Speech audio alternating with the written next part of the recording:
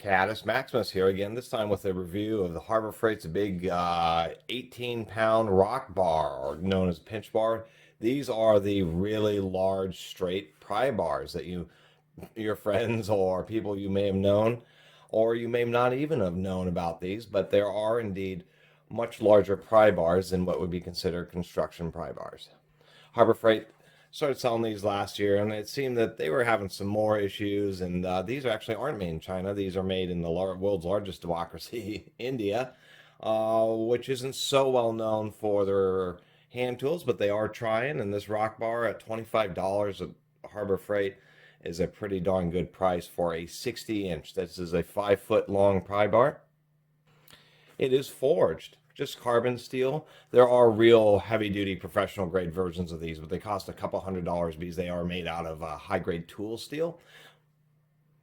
And it seemed just initially last year they were having some troubles with some really low-grade steel, some few reviews and issues with people with them breaking. It seems that those have dropped off here in 2020 and towards the end of 2019, where they seem to have improved the quality a bit. The point also of these pry bars is you should be able to put your whole full body weight, 250 pounds, whatever, into these bars. And they serve a different purpose. Really, you would want to have a construction bar, but they're straight. They don't have this type of curve. They're really designed to be very heavy duty and for more operations where things are cantilevered. And I'll show that in a minute. And of course, it doesn't have a hook like a standard pry bar. As far as how this thing works, it is a 1¼ inch square that's approximately 18 inches long from the tip.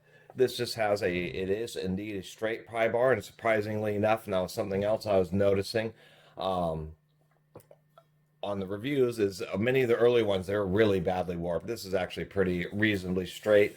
Other issues that can happen if you buy these in the store and check is that this grind here on the chamfer can just be really tilted from one side or the other, but this one's actually in pretty nice shape. It is painted, and then they just have a stamping for being the 60-inch pry bar. So definitely pretty heavy-duty piece of steel. Hex shank, and then if we get it all the way down here, this thing's a beast. We do have a round handle. So let's do up a couple quick demonstrations. I don't know how generous Harbor Freight's going to be about these pry bars, and if you continuously break them or fold them over, these are not going to perform like a $200 rock bar, but they'll do most of the stuff that people need a really big pry bar for, such as some construction work, actually prying roots and rocks out of the ground, prying apart rocks, all that kind of stuff. All right, let me show generally kind of the situations you might use these in. I got this cantilevered out just to show that, these are designed, at least the newer ones, to really support somebody's full body weight. So if one of these things like breaks and you don't weigh, hundreds of pounds, then it is a defective unit, because they are supposed to be definitely pretty strong. I've got this held on both, right at the tips of both ends, and it's definitely a pretty rigid bar. I weigh at least 200 pounds, and I can jump up and down on this, and it's just no problem, like you would expect a huge 1¼ inch thick steel bar to be.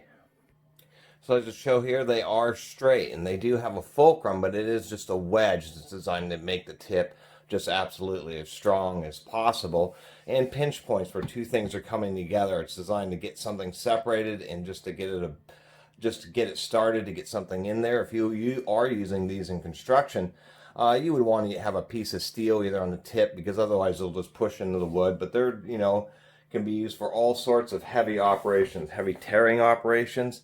If I just want to get in here and try to, for whatever reason, I have something I need to tear out of here, I would actually have to stand on the block. But it's just no problem. That was just one arm, and you can just, shred straight through fir or pine.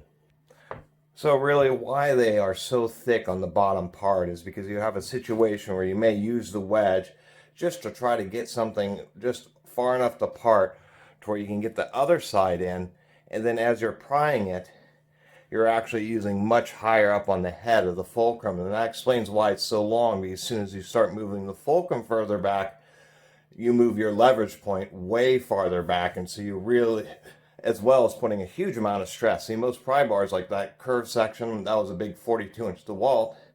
I mean, it's designed just to really put most of the load right at the very end. Where these, because they're known as a rock bar for prying against the ground and kind of those types of situations, I shouldn't be holding it. It's pretty heavy. They make it extra strong, so it's less likely for that part to get bent because you are doing a cantilever type of operation. Right here's another great example, because I mean, if there, some type of equipment or whatever you're working on, you are trying to pry apart. Now all of a sudden you're using most of that, so all of a sudden this just becomes like a 48-inch or shorter pry bar, and you're going to be putting just a huge amount of stress right up here, and that's why they make them so thick and why they just have to be so heavy. But it makes them be able to do certain prying operations that other pry bars really just can't handle. And so this one is pretty straight. It is forged. I actually looked at closely. They're not lying, but it's I don't expect them to have robots in the factories in India, which means that there must be some people who are the size of, titans, who are manhandling 20-pound pieces of steel through forges, because I doubt that they have a hammer forge that has a huge die, 5 foot long. I mean, be able to forge one piece, 5 foot long piece of steel, that die would weigh thousands of pounds. So I suspect it's a progressive die, and this is probably forged in 3 or 4 different sections. One big forge that just hammers out the whole head, and there's actually like a little bump right here, so there's evidence where this was forged as one section. Then you have this hex section, and I don't know if this is just one forged piece. Let me zoom out a little bit here. I don't know if this whole hex section is just one forged piece, or if they forge it twice. And then I had assumed down here at the round end of the handle, it gets about 1 inch diameter. They do knock the sharp edge, grind down the sharp edge on the end there, so that's nice. But what it appears is they forge the tip. They do a couple forging operations here, and maybe 1 or 2 more for the handle, because the handle has the texture. If we can get this to focus, there we go, where it's obvious that the whole handle hasn't been spun around and ground or sanded. And so I was feeling, and you can actually feel 2 little areas. When something's forged, it's 2 pieces of steel crushing other metal, or in this case steel, and it doesn't make a really thin line. As the steel squishes out, it makes a real thick, it's known as flashing. And that's what would have been ground off, and you can just feel it on each side and just see the evidence of where the flashing. So indeed, this entire bar is forged, and a lot of physical work was put into it. They're actually really handy. They have enough leverage so that if you're replacing a fence, and there are all those old fence posts, the remainders and the little concrete footings, you can get really big threaded eye bolts, cut off the fence post, and then just use some blocks of wood and use a big pry bar just to actually lift the whole footing right out of the ground. Could be great for leveling decks and all that kind of stuff, because you can jam it in between like the little posts and the concrete blocks and just get a lot of prying force. More than enough to apply. If you're really at this fulcrum, you'll be able to apply easily 1,000 pounds. I have no idea how to calculate it, but I'm sure a huge amount of force. And they're always awesome. Everybody always asks, oh, you have that huge 5 foot pry bar? Let me borrow it. Anyway, I really appreciate everybody who's been subscribing and who has subscribed. And if you haven't subscribed to the Catus Maximus channel, please consider doing so. I'd really appreciate it. Until next time, Catus Maximus out.